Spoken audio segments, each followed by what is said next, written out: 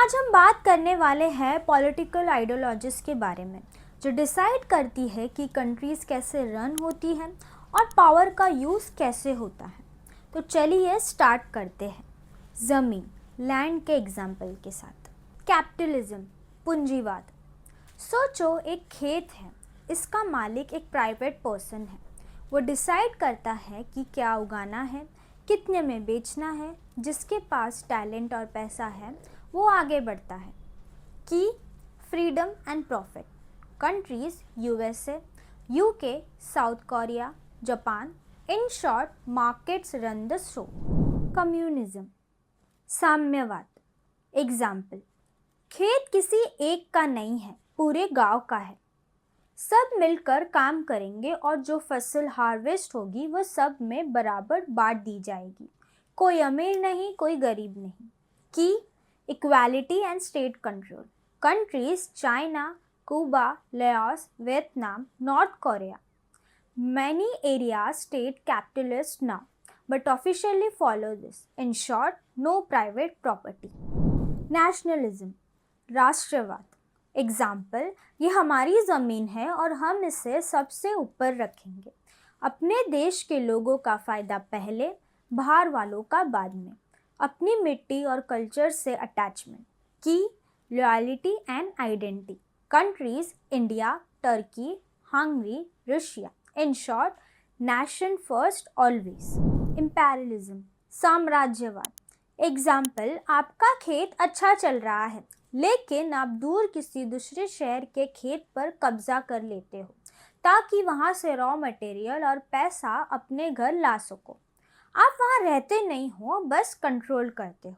कि economic expansion. Countries historical British empire, French empire, modern debate, US और Chinese economic influence. In short, expanding power through influence और force. Colonialism उपनिवेशवाद। Example, ये empirism का अगला step है।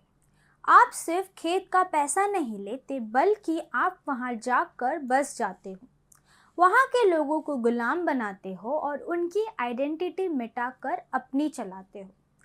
की settlement and direct rule.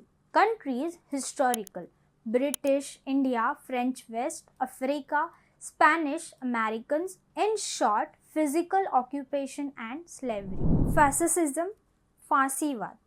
Example, खेत पर एक डिक्टेटर का कब्जा है।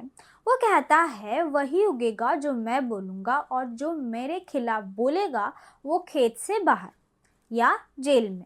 इंडिविजुअल की कोई औकात नहीं, सिर्फ स्टेट की पावर मैटर करती है। की एब्सोल्यूट डिक्टेटरशिप एंड सप्रेशन।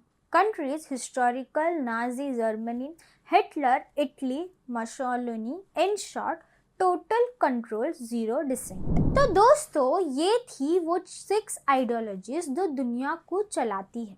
लेकिन एक बात याद रखिए, किताबों में ये सुनने में बहुत साफ सुथरी लगती है पर असलियत में कोई भी देश प्योर नहीं होता। आज की दुनिया एक खिचड़ी है। वही देश जो कैपिटलिज्म की बात करता है मुश्किल वक्त में गवर्नमेंट की मदद मांगता है। वही लोग जो नेशनलिज्म का नारा लगाते हैं शायद किसी दूसरे देश की आइडियोलॉजी से दबे हुए हैं। मेरा आपके लिए एक सवाल है, आपको क्या लगता है आज के वक्त में इंडिया या किसी भी बड़े देश में इनमें से कौन सी आइडियोलॉजी सबसे ज़्यादा डोमिनेंट है? क्या हम वाकई फ्री मार्केट में जी रहे हैं या हम पर किसी नए तरीके का मॉडर्न कॉलोनिज्म थोपा जा रहा है?